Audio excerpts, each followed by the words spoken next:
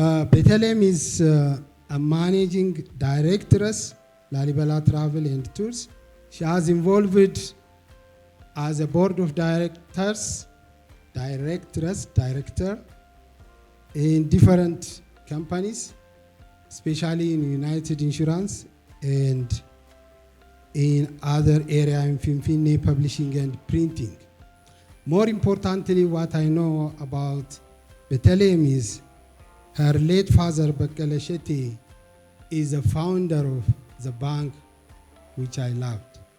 So please welcome Bethlehem to the stage.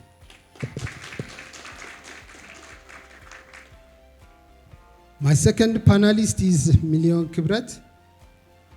I knew him very well, not physically, virtually. We are living on the same village, but not in the physical world, but in the LinkedIn that we are playing around. Million is a very good person contributing articles on LinkedIn, and I read his many of articles posted on LinkedIn. He is now managing partner at PDO Ethiopia. Looking his immense experiences that he has involved, I think we will learn more from him. Please welcome Million. Let me see him physically for the first time. Yeah, it's my first time to see him, but virtually I know him.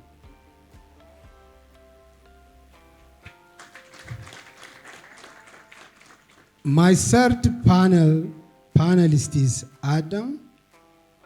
I know Adam for more than 15 years. Last week I was searching his mobile number in my contacts list, and there is a suffix next to his name. It says Paga. I know him with a company called Paga, which is involved highly in Nigeria. He's very, very active, and especially on innovation area. He's a very smart person. Adam, please welcome.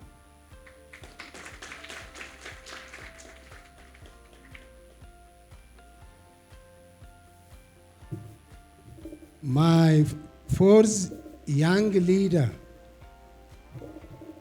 is Yonail Thaddeus, son of the popular person Thaddeus, who is good enough in hospitality and so on. I was watching yesterday a LinkedIn post posted by his brother. It says that they are going to establish a water park, which is the first in East Africa, here in Addis. So I think Thaddeus has raised the bar already, and we don't know what those generations can add on it. Please, Yonail.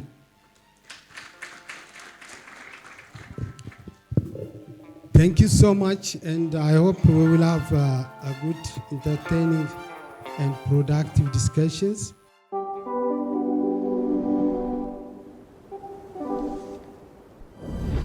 ቤተልሔምን የምጠይቀው የሰከንድ ጀነሬሽን ቢዝነስ እንደመምራቷ ፋውንደሮቹ ኤክስፔክት የሚያደርጉት ነገር አለ፣ እሷ ደግሞ የምታስብበት መንገድ አለ። ይህንን ሁኔታ እንዴት አስኬድሽው እና ኤግዛምፕሎች ማንሳት ይቻላል ወይ?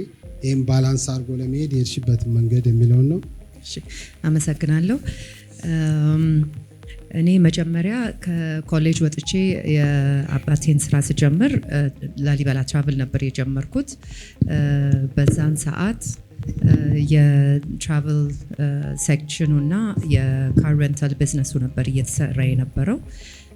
የቱር ኦፕሬሽንስ ግን በፎርሜሽን ደረጃ አለ፣ ስራው አልነበረም። ስለዚህ በሱ ነው የጀመርኩት። እኔ መጀመሪያ ራሴን ትሬን አደረኩኝ በዛ ሴክተር።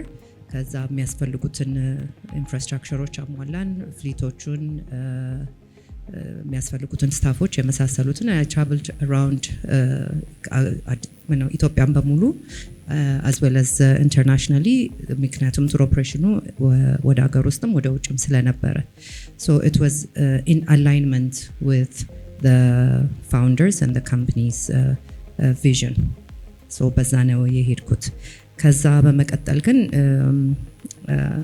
ወደ ትራቭል ሰርቪሱ ስመለከት ብዙ ትራቭል ኤጀንሲዎች ኤቭሪ ናው እንደን ይመጣሉ። ሶ what makes us different, what makes us outstanding የሚለውን ሳይ የግድ ወደ ግሎባሊ ሌሎች አገሮች እንዴት ነው እየተሰራ ያለው ይሄን ስራ የሚለውን ማየት ያስፈልግ ነበርና እሱን ሳይ ግሎባል ትራቨል ማኔጅመንት ካምፓኒዎች አሉ that have presence globally ከነሱ ጋር ፓርትነር ማድረጉ ስራውን ሪሊ እንደሚለውጠው አወኩኝና ወደዛ ስቴፕ ሄድኩኝ። ሶ FCM ትራቨል ሶሉሽንስ የሚባል ግሎባል ትራቨል ማኔጅመንት ካምፓኒ ጋር ፓርትነር አደረግን። So through that, mainly we work mostly with multinational corporates. በኮቪድ ጊዜ ስራ በሚወድቅበት ሰዓት ሁሉ እንዳንጎዳና እኛ ስቲል ሰስቴን እንድናደርግ የረዳን ይሄ ፓርትነርሺፕ ነበር ማለት ነው። እና በዚህ ነው ሰስቴን ማድረግ የቻልነው። በተለይም ፎርቹኔትሊ ያሺው የቢዝነስ መስመር አላይንድ የሆነ ነው ከፋሚሊ ጋር። ሶ በዚህ ፖይንት ኦፍ ዳይቨርጀንስ የለም የሚለውን እንወስዳለን። አይ ቲንክ አስ ጀነሬሽን ጎይንግ ኦን እንደዚህ አይነት ነገሮች መከሰታቸው አይቀርም። ለዛ ነው ያነሳ ነው። ሚሊዮን ረጅም የሆነ የቢዝነስ ኮንሰልተንሲ ኤክስፒሪየንስ እንዳለ ያለውኝ አንዳንዶቹን የምጽፋቸውንም እከታተላለሁ። አንድ ኤግዛምፕል ልሰጠን ትችላለህ? አንድ የቢዝነስ ካምፓኒ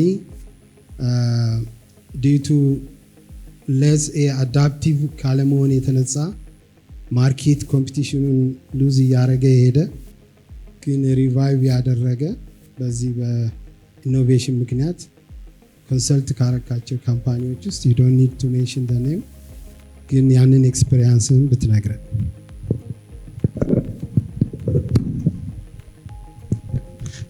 አመሰግናለሁ።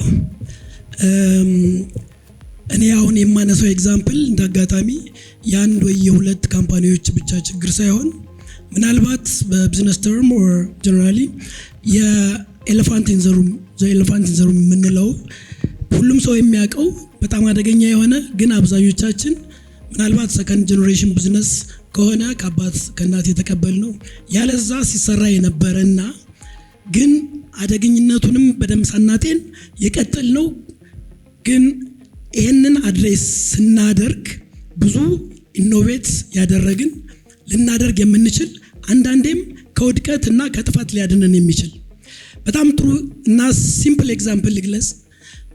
ብዙዎች አካውንታንቶች እዚህ አካባቢ ያውቁታል።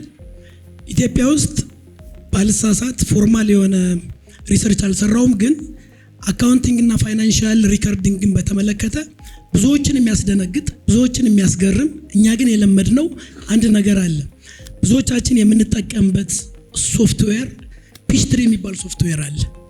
ዚስ ፒችትሪ ሶፍትዌር ብዙዎቻችን የመጥቀሙን ያክል አደገኝነቱም ያን ያክል ነው።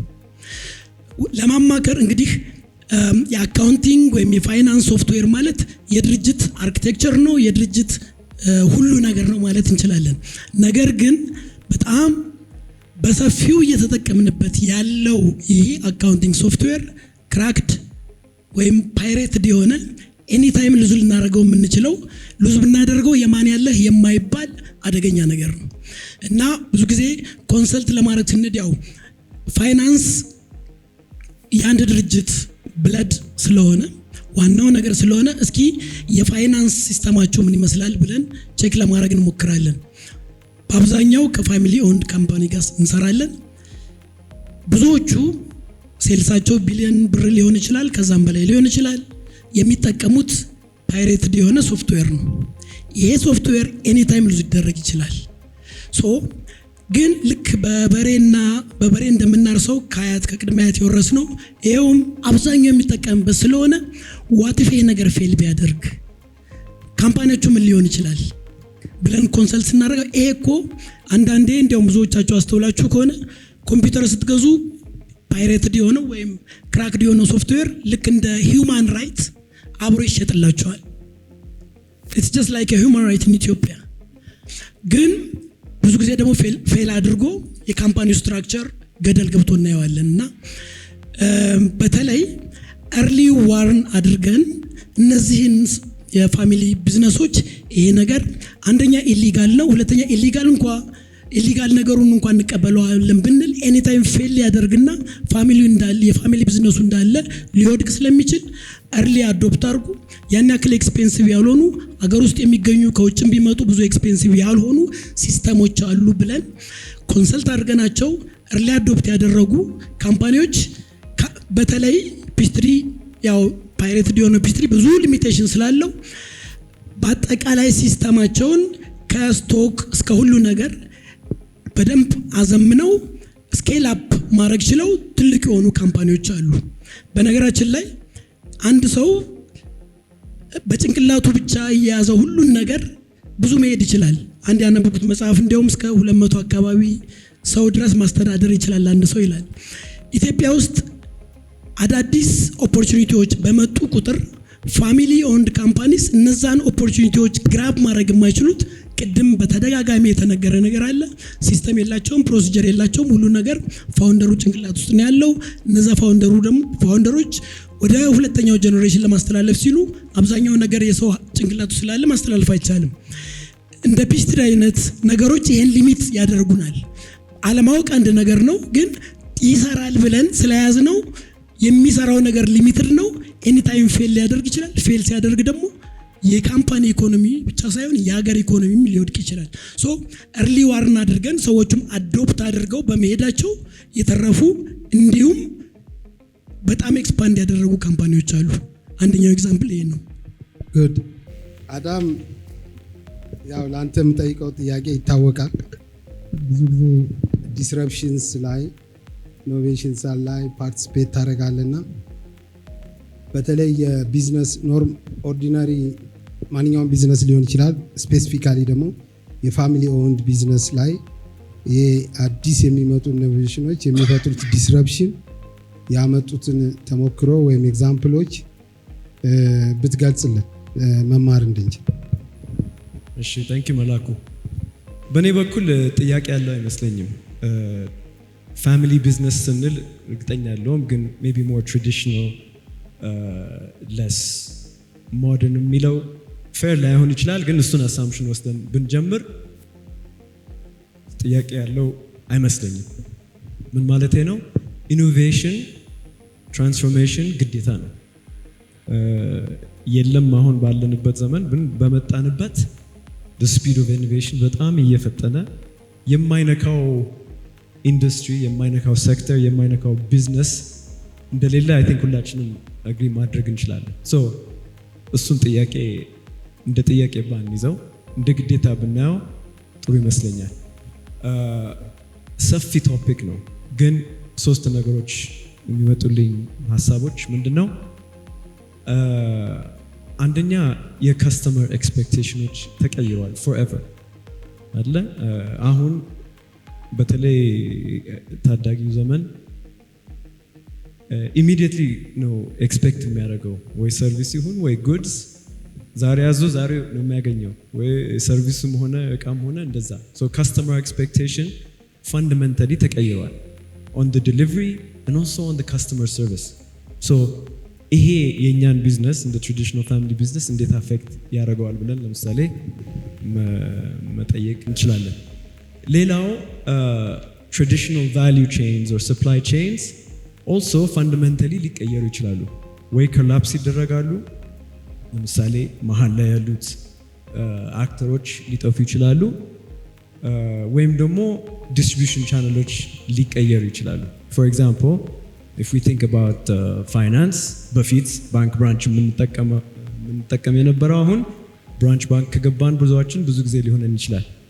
ከዛም አልፎ ባንክ ራሱ I don't want to say obsolete ግን distribution ቻነሎች ሊቀየሩ ይችላሉ። ለምሳሌ financial services you might get it from your not just your mobile, from another business. ለምሳሌ a ride hailing business or an e-commerce business or a business-to-business marketplace. That could be አዲስ financial services የምንጠቀምበት ቻነል ሊሆን ይችላል። So ሁለት I guess ለመክፈቻ ልለው የምፈልገው አንደኛ is inevitable፣ ሁለተኛ ደግሞ እነዚህ ነገሮች አስበን እንዴት የኛን traditional quote unquote businesses አፌክት ሊያደርጉ ይችላሉ ብለን I think we have to go into a mental exercise ከዛ ባለፈ ግን there's a lot of opportunity እና traditional businesses well established በመሆናቸው legacy በመሆናቸው there's a lot of advantages that they still have that ለምሳሌ more disruptive businesses don't have I guess በመጨረሻ ልለው የምፈልገው ቴክኖሎጂ ምንን ቀይሯል ብንል ያው ብዙ ነገር ቀይሯል ግን በፊት ሜቢ የኛን ቢዝነስ traditional moats or competitive advantageዎችን ኢሮድ ሊያደርግ ይችላል so ለምሳሌ ኮምፒቲሽንን ብናስብ they're both አንደኛ increased competition it could be foreign competition even ከአገር በቀል ደግሞ እንደዚህ አዲስ disruptive innovative የሆኑ ካምፓኒዎች competitive advantageአችን ኢሮድ ያደርጋሉ ቴክኖሎጂ ሌላ ደግሞ enable ያደረገው is democratize አድርጓል capabilities እኔ ዛሬ ባንኪንግ ላይሰንስ ካለኝ ነገ ባንኪንግ as a service የሚሉ አይነት disruptive technology ተጠቅሜ አዲስ ባንክ መክፈት ይችላል so the speed to market the capabilities that exist ተቀይረዋል እና ያው competitive forceዎቹ እንዳሉ recognize ማድረግ አለብን I think ለመጀመር ይሄንን good yeah I mean innovation is a question of survival ለማንኛውም ካምፓኒ ለፋሚሊም ቢሆን የሚለው ትልቁ ነገር ያለው ቅድም ደጋግመን እንዳነሳ ነው ባላንሱን እንዴት ነው የምንይዘው so that የሌጋሲ ላይ ያለውን values ሚስ አናደርግ ግን እዛ ላይ adaptable innovative እየሆንን መሄድ የሚለው ነው እንዳልከው everything የከስተመሩን behavior ሁሉም ነገር ተቀይሯል በዛ ልክ ካልሄድን በስተቀር definitely የፋሚሊ ቢዝነስም ቢሆን አፌክትድ ይሆናል የሚለው ኖት እናደርጋለን ዮናይል a young second generation business leader already ቅድም እንዳልኩት የሌጋሲው ዌይት ከፍ ያለ ነው አንተ ደግሞ የተለያዩ ሐሳቦች አሉ አይዲያ አሉ and so on sometimes it might collide በዛኛውና በዚህኛው ቲንኪንግ መካከልና እንደው ሲጀመር እንደዚህ አጋጥሟል ወይ በዲስከሽንም በምንም and how you carve out especially convincing or aligning yourself with founding members thank you so I'm sorry for speaking in English my mark is not the best but to answer your question in our company in particular the only way that you can actually be innovative is first to develop trust in our company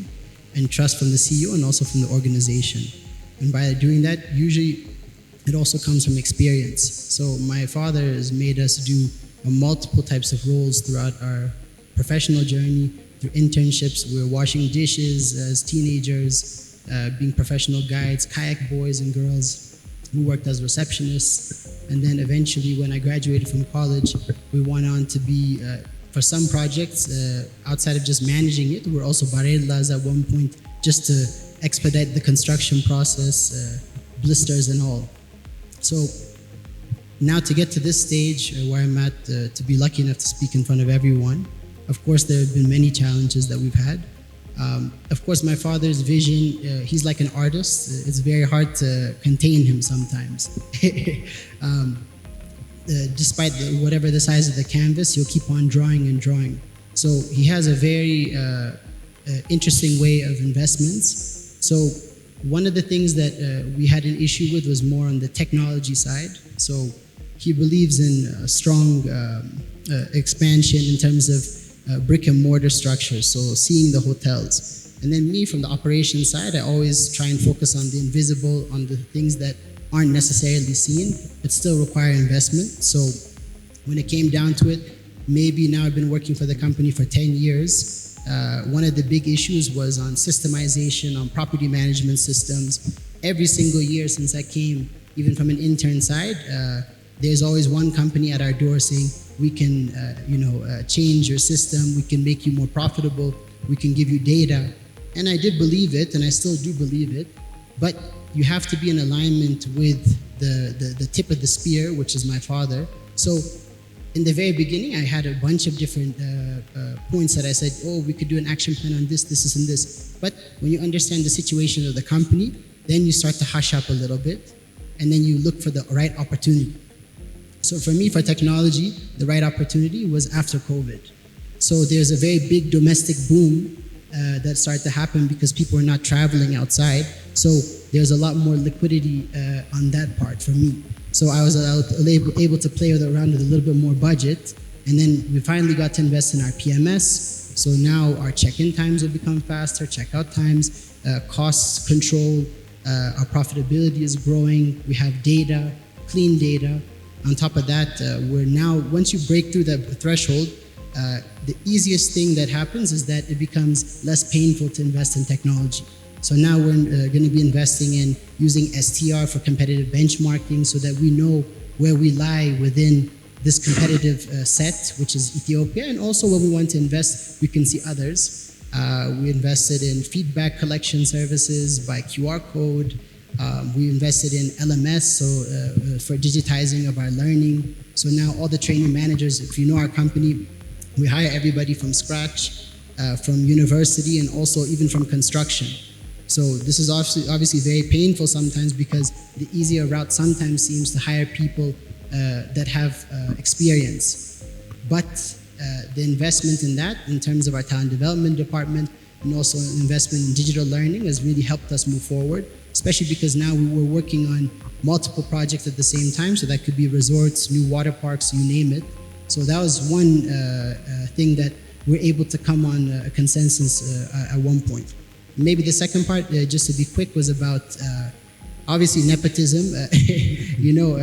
I'm here for a reason, but also in our company, they make you work for it. I started off as an operations associate. I used to go by Gari to go to work from Endeavor 8 in Hora Lake to go to Kuriftu. So there are certain things that we had to keep on building up on, but there are certain key positions inside our corporate structure that were kind of blocked in a sense by different family members. And then as I started to gain more and more control in the company, I started to put more pressure and those people naturally left.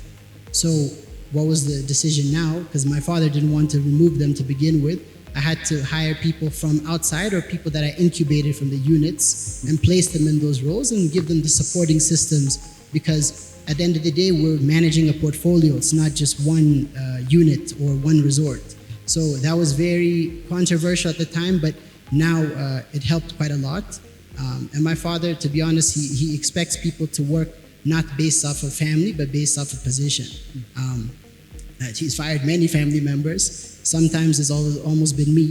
But at the end of the day, if you follow and you're in alignment with his goals, then that's how we proceed. And that's my advice also for my brother and sister who recently joined as well. Very interesting, very interesting. I mean, I took 2 points. One is the importance of coaching. I mean, if I remember the first session of the family business, it dwells much on governance. There has to be a separate council or board of directors for the family who are coaching those siblings who are going to, lead the company. ያ በጣም ኢምፖርታንት ነው። በጣም አስፈላጊ የሆነ የኮቺንግ ፓርቱ። ሁለተኛ ሴንሲቲቭ ፓርቷን ያነሳት በኋላም አነሳዋለሁ። አንዳንዶቹ ስራዎች፣ ቦታዎች በዝምድና ወይም ኒፖቲዝም ያልከው እንዲገቡ የማድረግ የሚለው ነገር አይ ቲንክ ሰስቴኔብል አይሆንም። በዛ አይነት መንገድ ከተሄደ አስቸጋሪ ነው። ኤክስፐርቲዝ የሚፈልግበት ሙያ ያለ ነው።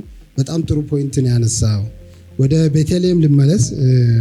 እንደ ውመን ሊደር እንደው ያጋጠሙሽ ቻሌንጆች ቢዝነስ ስራን ከማድረግ አንፃርና እንዴት ወጣሽ የሚለው ብትገልጽልኝ።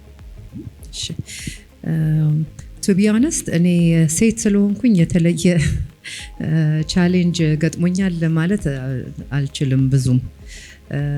ያው ሁላችንም እንዳሉን ቻሌንጆች፣ የቢዝነስ ቻሌንጆች፣ የላይፍ ቻሌንጆች በሱ እናልፋለን። እንደ ሴት ግን ሪሊ ብዙም ያየሁት ነገር የገጠመኝ ነገር የለም ስራ ላይ። ኢንፋክት ማይ ሌት ፋዘር እርሊ ነው የሞተው እና በብዛት ብዙ ቦታ እየሄድኩኝ ለመቀጠል ስራውን አብሬው ብዙ ስለሰራው ስለማቅ ስለነበረ from everywhere support ነበር የማገኘው። የእሱን ስም መጥራት was like a password። ጥሩ ፍቅር ነበረው ከሰው ጋር ይመስለኛል። ሰው የሚወደው ሰው ስለነበር ሰፖርት ነበር በየሄድኩበት የማገኘው የነበረው። ሶ ከዛ ውጪ ግን ቻሌንጅ ስንል እንዲሁ ጀነራሊ ቢዝነሳችን ላይ የግድ ስፔሻሊ እዚህ ሀገር ስንሰራ ኖቲስ ያደረኩት ነገር አንድ ነገር ባይሳካ ጀስት ኢን ኬዝ ብለን የምናዘጋጀው ፕላን ቢ ይኖራል አይደለም። በፕላን ቢ ብቻ አይበቃም። ፕላን ሲ፣ ፕላን ዲ እንደዚህ ያለ ይቀጥላል። ሆነስትሊ it could be costly on the side ግን still sustain ለማድረግ እና ቢዝነሱን በፕሮፊታቢሊቲ ለማስቀጠል የግድ የሚያስፈልግ ነገር ይመስለኛል ፕላን ቢ ሲ ዲ ድረስ መሄድ። ሌላው ደግሞ ይሄ ጀነሬሽናል ጋፕ እንግዲህ አሁን እኔ ሳስበው I'm a second generation. Would my children be interested to take the business forward or እዚህ ላይ ያበቃል? I don't know. My father constantly ይል ነበር make sure it's a generational business። እኔ መጀመሪያው ይል ነበር። ብዙ ስራዎች ነው ያሉት፣ አንዱን ብቻ ነው አሁን የማወራው። Luckily my 15-year-old son ወደ ሜዲሲን የሚያስብ የነበረ ልጅ my grandfather was very visionary እና የእሱን ሀሳብ ተከትዬ እኔ ወደ ቢዝነስ ብገባ ደስ ይለኛል የሚል ሀሳብ ይዞ መጥቷል። ሶ ከሆነ ደስ ይለኛል፣ ግን ይሄንን እንደ አንድ ቻሌንጅ አየዋለሁኝ። ስራው ጥሩ ተስፋፍቶ ሄዶ ቀጥ ብሎ ሊቆም ነው ወይንስ ይቀጥላል ወይ? እና so I'm so happy to be part of this forum. I would like to learn more actually. Thank you. Interesting. Yeah, I mean ሚሊዮንም ልትነካካው ትችላለህ። የፋሚሊ ቢዝነስ በተለይ during your consulting time and so on እንደው ቶፕ 3 ሪስክ ኤሌመንቶች አንደርስቲሜትድ የሆኑ ሪስኮች የትኞቹ ናቸው? አብራ ያይዘውም ጊዜም ስለማይኖረን ብዙ ጊዜ ፋሚሊ ቢዝነስ ውስጥ የሲብሊንግስ ሪቫለሪ አለ፣ እርስ በርስ የመወዳደርና ሳምታይምስ በልጅ አውት አድርጎ ቅድም አቶ ሰለሞን ሲያነሳው እንደነበረው ችግርም ይፈጥራል ለፋሚሊ አይደለም ቢዝነሱን ማስቀጠል ፋሚሊ አዘ ፋሚሊ ለመቀጠል እና የሪቫለሪ ማይንድ ሴት አማንግ ዘ ሲብሊንግስ ያለውን ሁኔታ እንዴት ከርቫውት ያደርጋሉ ከገቨርናንስ ጋር በተያዘ ሞር ኢምፖርታንትሊ ግን ቶፕ 3 የምትላቸው የአንደርስቲሜትድ የሆኑ ሪስኮችን ብትገልጽ።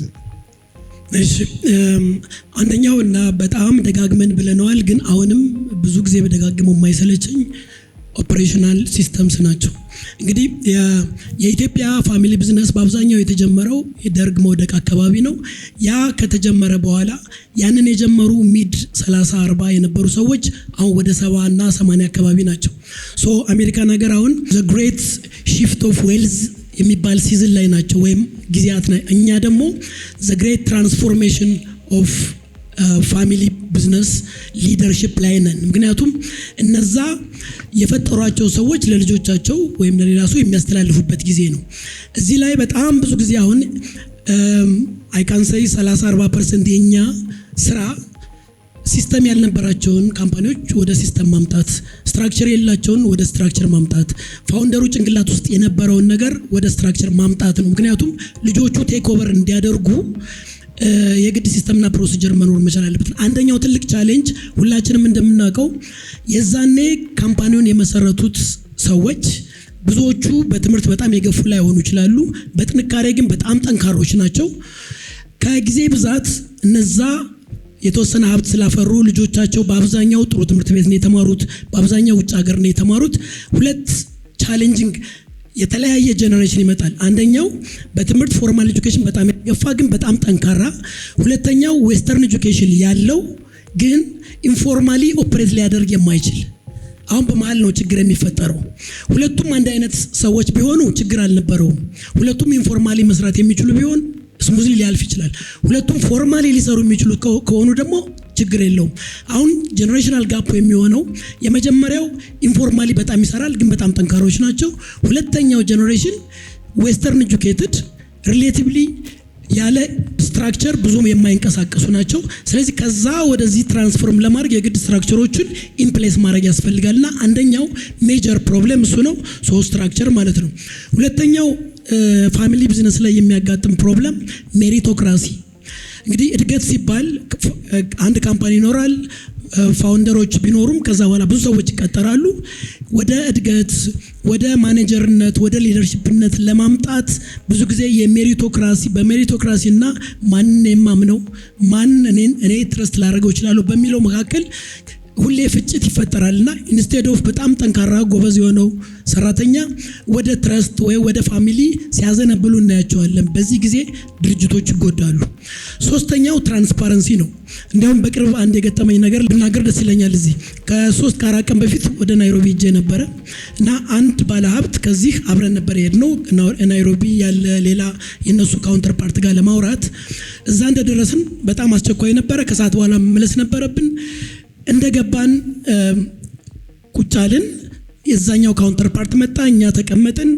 ማውራት ልንጀምር ስንል ከማውራታችን በፊት የሰውየው ጸሐፊ መጣችና አብራ ቁጫለች። ከዚህ የሄደው ፋውንደር ትንሽ ግራ ገባው። ለምንድን ነው የምትመጣው? ዜን ልጅቷ ሚኒት መያዝ ጀመረች። የምንይዘውን ነገር እያንዳንዱ ነገር ሚኒት ትይዛለች። ጨረስን፣ እሷም ጨረሰች። እኛ አዲስ አበባ ከመጣን በኋላ የሚኒቱ ድራፍት ተላከልን። ይሄ ነው ስብሰባው፣ ስለዚህ ነበረ። ኮሜንት አላችሁ ሆይ እና ኮሜንት ከሌላችሁ አይነት ነገር መጣልን። ኮሜንታችን ትንሽ ጻፍን። መልሶ ፋይናል የሆነው እንግዲህ የሁለት ሰዎች የአጭር ጊዜ ውይይት ሚኒትድ ሆኖ ፕሮፐርሊ ፋይልድ ሆናል ማለት ነው። ትራንስፓረንሲ፣ ምክንያቱም ካምፓኒ እንደኛ እንደ ሰዎች እኛ ልንሞት እንችላለን። ካምፓኒ የሚቀጥል ነገር ነው። ይሄንን ሰውዬ ናይሮቢ ያለውን ሰውዬ ልጁ ቴክ ኦቨር ቢያደርገው ሌላው ቀርቶ ምን እንደተወያዩ እንኳን ያውቃል። እኛ ይሄ ነገር አለን ነው። ሰውየው ገርሞታል። ከዚህ ሄደው የትራንስፓረንሲ ትንሽ ችግር አለና ትልቁ ኢትዮጵያ ውስጥ አንድ መጋፋት ያለብን ነገር ደግሞ ሚስጥር የሚባለው ነገር በጣም ኦቨርሬትድ ሆኗል እና ካምፓኒ ውስጥ ያለው እያንዳንዱ ነገር ሚስጥር ነው። ስለዚህ ከፋሚሊ ሰዎች ውጪ ለሌሎች ኢምፕሎዮች ለማካፈል ፈቃደኛ ያለመሆን ነገር አለ። እንደዚህ በሆነ ቁጥር ደግሞ የትራንስፓረንሲ ጋፕ ይፈጠራል። ትራንስፓረንሲ ጋፕ ሲፈጠር ካምፓኒው ሊቀጥል አይችልም። ሁለተኛው ይሄ ነው። ሶስተኛው ሲብሊንግስ ራይቨለሪ ሁሌ የሚገጥመን ነገር ነው። በተለይ ሰከንድ ጀነሬሽን ሰርድ ጀነሬሽን ሲሆን ብዙ ጊዜ የሱፐርማሲ ማነው ሱፔሪየር የሚል ግጭት ብዙ ጊዜ ይፈጠራል። ወደ ዲሲሽን ስንመጣ ከዲሲሽኑ ሜሪት የበለጠ ዲሲሽኑ ከማን የመጣው የሚለው ነገር ያጋድላል። ዲሲሽኑ በራሱ ኦብጀክቲቭሊ መታየት ሲገባው ማን ነው ይሄን ዲሲሽን የወሰደው፣ ስለዚህ እንትና ከሆነ ትክክል ነው እንትና ካልሆነ ትክክል አይደለም የማለት ነገር ስላለ ይሄ ብዙ ጊዜ ስለሚያጋጥመን ለመፍታት ምን ሞክረው አንድ ኮሚቴ ይኖራል። ኦብጀክቲቭ የሆነ ኮሚቴ ይኖርና ዲሲሽኖች ከኪፕ ሬሾስ አንፃር ይታዩና እነዛ ኦብጀክቲቭሊ ዲሳይድ ሊያደርጉ የሚችሉ ሰዎች እዚህ ላይ ይወስኑ ኢንስቴድ ኦፍ ጀስት ሲብሊንግስ ኦር ፋውንደርስ ወደሚል ብዙ ጊዜ እንደዚህ አይነት ስትራክቸር እናስቀምጥላቸዋለን። ያለዛ ኢንስቴድ ኦፍ በጣም ጥሩ ዲሲሽኖች ማን ነው ይሄን ዲሲሽን የወሰደው የሚለው ስለሚያጋድል ካምፓኒው ወደ አልሆነ ነገር ሊሄድ ይችላል ማለት ነው። ቴንክ ዩ። በጣም ኢምፖርታንት ፖይንቶቹን ያነሳው ትራንስፓረንሲ፣ ሜሪቶክራሲ እንደ በተለይ ብዙ ጊዜ ሀፕን የሚያደርገው አማንግ ሲብሊንግስ ያለው ፉክክር ሪቫለሪ ዞሮ አድጎ ማኔጅድ ካልተደረገ ችግር ያመጣል። አይ ቲንክ ቤስት ዌዩ ዲስከስ ማድረግና ከመጀመሪያው ጀምሮ የኮቺንግ ስኪም ካለ ሰው ያው የዘራውን ነው የሚያገኘው። መጀመሪያውኑ ፋውንደሩ በዛ መንገድ እየሰራ ከሄደ ነገሮቹ ሚኒማይዝድ ሊሆኑ ይችላሉ እና ጥሩ ነጥቦች ነው ያነሳው። አዳም ቅድም ወደ ዲስረፕሽኑ ነው ያየነው። ኦፖርቹኒቲውን በደንብ አልገባበትም። ዋት ኦፖርቹኒቲስ ኤግዚስትስ አሁን ፎር ኤግዚስቲንግ ቢዝነስ ኢንክሉዲንግ ፋሚሊ ቢዝነስ ኤንድ ኦልሶ ኢት ዊል ቢ ጉድ ኢፍ ዩ ታች ቤዝ ኦን AI in business, artificial intelligence, its impact on a business for disruptions and the like. I think there's so many opportunities ለትራዲሽናል ቢዝነስ ብለን ብንጠራቸው ግን አዲስ አስተሳሰብ ሊያስፈልግ ይችላል። ለምሳሌ I think the banking industry ኢትዮጵያ ውስጥ is very instructional, even globally. You know, financial technology companies መጀመሪያ እየታወቁ ሲመጡ the relationship between say the legacy banking system and the new fintechs ብዙ ጊዜ computational ሆኖ ነበር የሚወራው። አንዱ አንዱን ያጠፋዋል ወይ አብሮ መስራት አይችሉም። ግን that's not the case.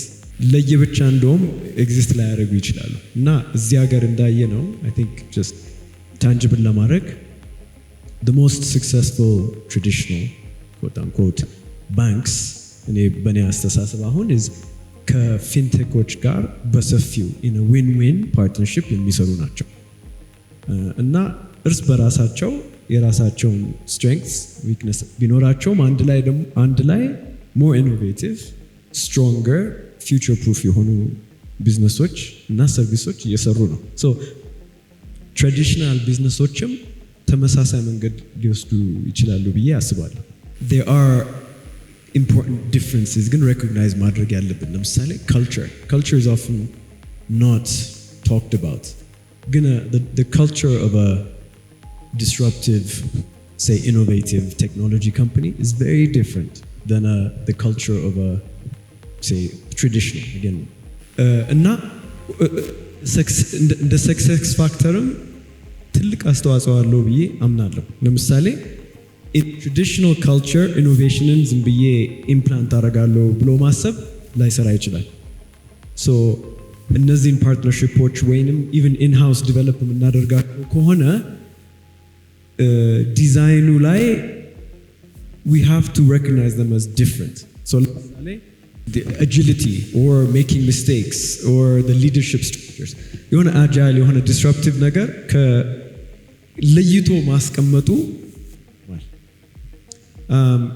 ከዛ ባለፈ I think traditional business ባላቸው ኢንፍራስትራክቸር ባላቸው ካፒታል ባላቸው ልምድ ትልልቅ አድቫንቴጆች አሉ።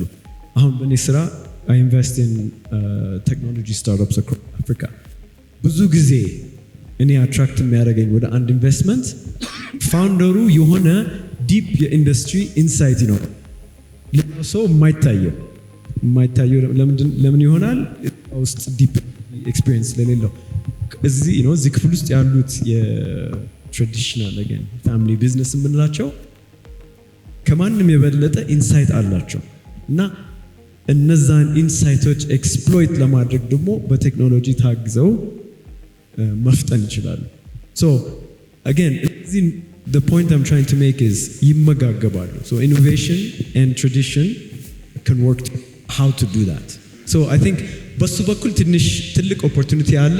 it could be through partnerships through innovative startups actively ፈልገው አግኝተው ወይ ኢንቨስት በማድረግ ወይ ፓርትነር በማድረግ ፓርቲሲፔት ማድረግ።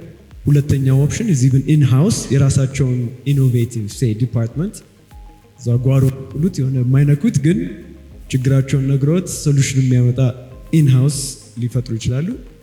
ሁለተኛ ደግሞ ሁለቱንም አንድ ላይ ማስኬድ ትራዲሽናሉንም አንድ ላይ ኢኖቬሽኑን አንድ ላይ እና መሞከር። the thing with innovation is ብዙ ሙከራ ይፈልጋል። በአንድ ጊዜ ሶሉሽን ላይ የሚደረስ ነገር አይደለም ግን ራፒድሊ ኢኖቬት በማድረግ ነው የሆነ ማርኬቱን የሚቀበለው ኢኖቬሽን መስራት እንችላለን። ስለዚህ እነዚህ ናቸው ሀሳቦች። አንደኛ በጣም ይመጋገባሉ፣ ሁለተኛ ግን ሬኮግናይዝ ማድረግ how to use it the best way.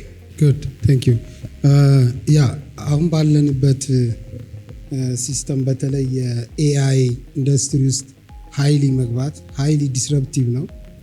እሱን ስቲል በመጠቀም ግን የነበረውን ሌጋሲ ማስቀጠል የሚቻል ነው። ኦፖርቹኒቲ ክሬት የሚያደርገው ኦፖርቹኒቲ በዛው ልክ ነው። አይ ቲንክ የቅድሙ ስቶሪ ላይም የመጀመሪያው የሌጎ ስቶሪ በእንጨት የሚሰራ የልጆች መጫወቻ የሚገጣጠም ነበር። ኋላ ላይ ግን የሮቦትን ፓርቶች ነው ያው ሮቦት ለተማሪዎች ማስተማሪያ ነው እና እንደዚህ አይነት ኦፖርቹኒቲ ነው ክሬት የሚያደርገው without forgetting or abandon the legacy የሚለውን ኖት ነው። one last question ዮናኤል and also ቤተልሔምም እዛው ላይ ልጨምሪበት ትችላለሽ። ፋሚሊ ቢዝነስ ረን ማድረግና እንደው የግልን ደግሞ ሌላ ካምፓኒ ረን ብታደርግ ተቀጥረም ሊሆን ይችላል which one do you think is more easy ግን የተሻለ ነው የምትለው ወይም የፋሚሊ ቢዝነስ ረን ማድረግ instead of more on liability side ትከሻዬ ላይ ያለ ኃላፊነት ነው ከምትለው ይልቅ blessing ነው ወይ is it really እንደው ፎርቹኔት የሆነ ነው ወይ የሚለውን ኮምፔር ብታረገው ወይም ዛዘር ፓርቱን አላየው ይሆናል ግን if you can say something on that. Okay, so maybe just for context, I've never worked anywhere besides my family business. Even during the summers, my agreement with my father so I could get pocket money was to work my whole entire summers while I was in university. So the only experience I have is working within our company, but I have so many friends that are entrepreneurs, and the things that I see from their side is that obviously they have that flexibility. They can kind of decide their own path. Nothing is predetermined per se, unless maybe it's a spin-off of a family business. So, but I think that working at a family business is a blessing, but a very difficult blessing. So, obviously you have a lot of things that are handed to you, a lot of support systems. If I am being supported and I'm able to be cultivated and grown to a certain stature, then I can benefit our business quite well, if in an ideal world. But the hard part, obviously, is goal alignment. A lot of us come in with different ideas when it comes into this, into family business. A family business is already a running train. It's very hard to fix things and modify things while something is moving. So the biggest challenges for us is how to work side by side with our father. And I mention us because the family business for us is me, my brother and sister, plus other relatives that are working in key positions. And each person has their own interests. For example, my sister, she is very big into sustainability. So if something does not align with her own goal, there's always attrition. But because I've been here a little bit longer, my sister came to work with us maybe 4 years ago. My brother is almost going to complete his first year with us by January. So learning how to deal with our CEO and learning how to put in your own values, because all of us have 3 different types of scopes of work. Me, I'm more in refinement. It's very difficult, but we're trying to refine our processes, we're trying to refine our culture, we're trying to systemize things without reducing creativity. My sister is now our commercial director, so more focused on the sales component and also the brand image and also what values we uphold and what we showcase for this top of mind branding. And then my brother's on new business development. So his interests are always on adding new ideas, but not necessarily hospitality. That's not his thing. So how do we all complement my father is also something that we've been challenged with, because he is not somebody who is trying to retire anytime soon. Lots of energy, constant ideas. So what we try to do, and I've advised them as well, how can we bear his goals and his vision, insert a little bit of what we would like as well, and complement each other. But of course, that sounds just like a fairy tale sometimes. It's a lot of hard work, a lot of meetings, reports, analysis, justifications, back and forth, and arguments. But at the end of the day, I feel like at this point, we're very lucky to have a unified front. I don't know how the 3rd generation will handle it. I have 2 kids right now. And then it always becomes trickier. And I'm pretty sure one of the purposes of this panel is also for us to identify what is the point of family governance, how do we create expectation setting. And I think, of course, we're all lucky to be here and potentially learn even more today. So thank you. Very interesting. Bethlehem, can you add on that? እሺ ምናልባት ነው የምጨምረው ራሴ የጀመርኩትን ቢዝነስ አለ የፋሚሊ የተረከብኩትን ቢዝነስ አለ ሶ የትኛው ይሻላል ይሄ ቤስት ነው ማለት አልችልም ቱ ቢ ኦነስት ምክንያቱም የፋሚሊ ሌጋሲው ራሱን ችሎ የራሱ ጥቅም አለው advantage አለው 40 something year old business ብለ ስትናገር ራሱ competition ላይ ሆነ ምን ላይ የራሱ advantage አለው however when it comes with in the second generation business ሲሆን በውርስ ነው የሚመጣው አይደለም so ውርስ ሲሆን ራሱን የቻለ complication አለው ግን as a family አንድ ላይ ተነስቶ እስኪ ይሄንን እንስራ ብሎ governance አስቀምጦ በትክክል የሚሰራው is completely different so maybe እንደዛ ቢሆን የሚቀል ይመስለኛል ካልሆነ ትንሽ liability more ሊያዘንብል ይችላል ይመስለኛል በራስ ከምትሰራው የተሻለ ይሆናል ብዬ አስባለሁኝ። Thank you so much. Please አመስግኑልኝ።